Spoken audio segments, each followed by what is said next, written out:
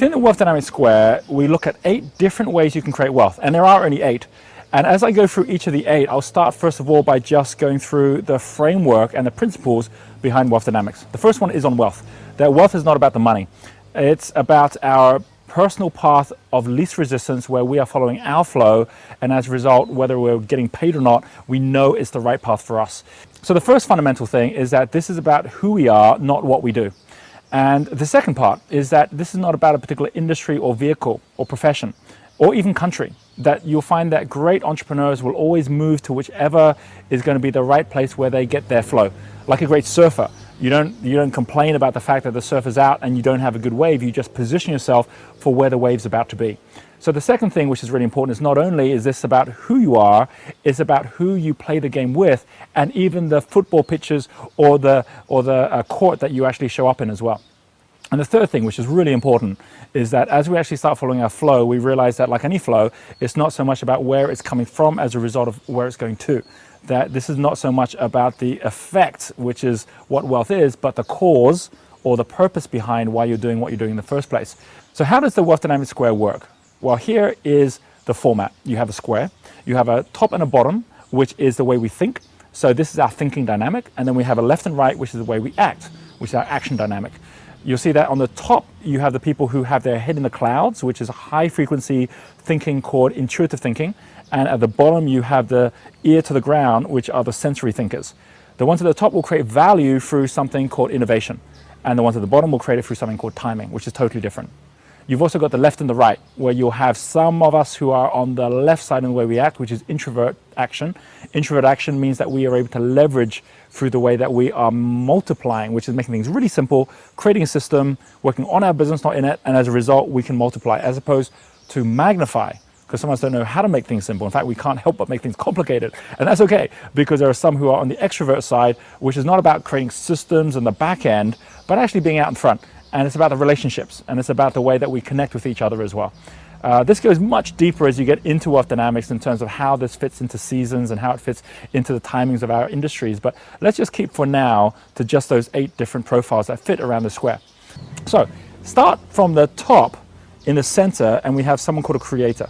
And a creator is someone like Bill Gates or someone like Richard Branson, who's always head in the clouds, wouldn't even think of running their business because other people can run it for them, and will always run it better. That's how Richard Branson has over 200 businesses.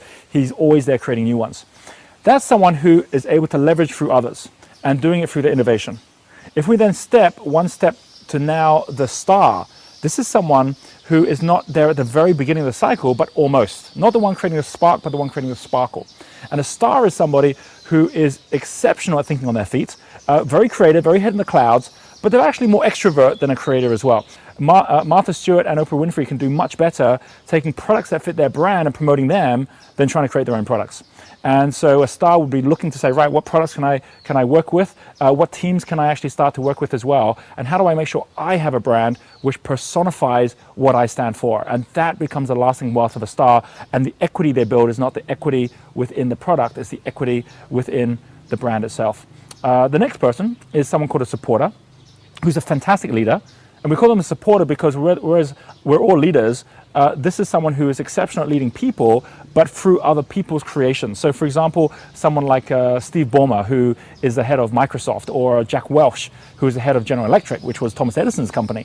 These are people who are very good at being able to message in the right way and magnify whatever messages are there in order for them to actually make sure the team gets done things that neither the creator or the star are able to get done. This doesn't mean a supporter has to just support a creator or a star or any other one of the wealth creators. It means that they have as their value the way that they are supporting others. So even someone who might be having their own headhunting company or having their own PR company, and they know their relationship is so strong, they can pick up the phone and they can make a phone call which is worth tens of thousands of dollars to somebody else. That's the power of a supporter. The next person is a deal maker, and this is someone who also is about people, but now we're actually down at the corner where you'll find people like Rupert Murdoch and Donald Trump. They'll always have other people creating. They're always making sure that they're not getting head in the clouds, because that's when all of their leverage as a deal maker goes. They'll make sure that they are now focused at timing, which is what happens at the base of the square. So very powerful when you look at someone who's a deal maker, that if you're a creator and you're running your own business, you shouldn't be doing your own deals. There'll be someone in the industry already that you're in who already is known as a deal maker. He's the go-to guy. And so the people who are deal makers will always structure themselves in such a way that they're always as good as the deals that they've done. And they can do deals with everyone within that industry. So Rupert Murdoch's decided that media is his industry, and he's even moved from news media, as that industry is dying, into new media and social media and buying up MySpace, which is what he's done recently, which is all about basically keeping with your profile even as industries change. And from the deals, which is where you are magnifying, to now the trades, which you could either magnify or multiply. A trader is someone who is measuring their trades in terms of activity. So someone like George Soros is a trader. John Templeton was a famous trader. And these are individuals who are there saying, I don't need to create anything if I can actually trade other people's creations. And whether that's commodities or whether that's the stock market, or even someone who says, I just found out I'm a trader and I don't even like going to the market. I have no idea how to do that. That's fine too. Traders also, because they're so sensory, are very good at service. You're going to find that there are people who are excellent at making new relationships that are terrible at sustaining them. Whereas the ones who are traders are very, very good at keeping the balance and actually keeping the service. And so as a result, you allow the person who's out creating new connections to keep making those connections while you create the glue within those connections as well. So that's what traders do. And from traders, you then get to the introvert side, which is also timing, but now through assets and systems as opposed to people.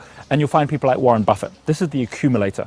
And the accumulator is somebody who is now focused not so much at timing in terms of people, as well as timing in terms of markets, in terms of assets, and they're accumulating. They're waiting for the right time to buy, and then they buy. And they'll always keep focused at what they do. Because success is not what you say yes to, it's what you say no to.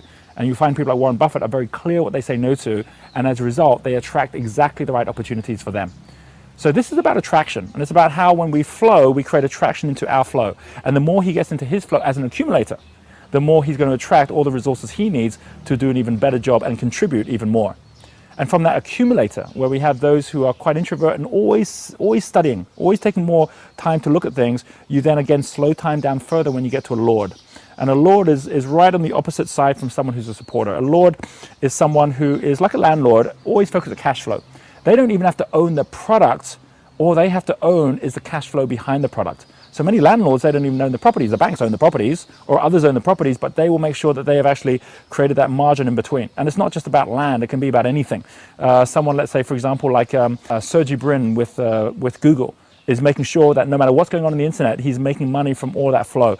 Someone like Rockefeller with oil did the same thing. That's what lords can do very well, because they're very good at the analysis behind things, and they're not confused by the stories of the people. And then the final one is the mechanic.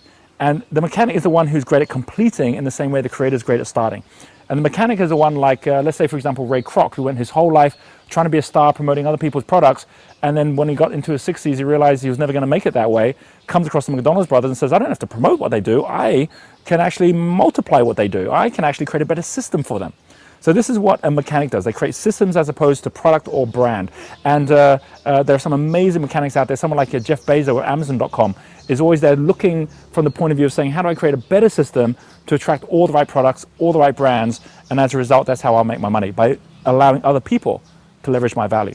Because the whole concept of value and leverage is you cannot leverage your own value. You have to leverage someone else's value, and they have to leverage your value. Just like a game of football, you find that it's only by being part of that team that you realize that this is not the power of one, this is the power of all. Those are the 8 different profiles. And once you find out yours and the people in your team, then we get to flow, because true flow is not how you get into your flow. It's how you help others around you get into their flow.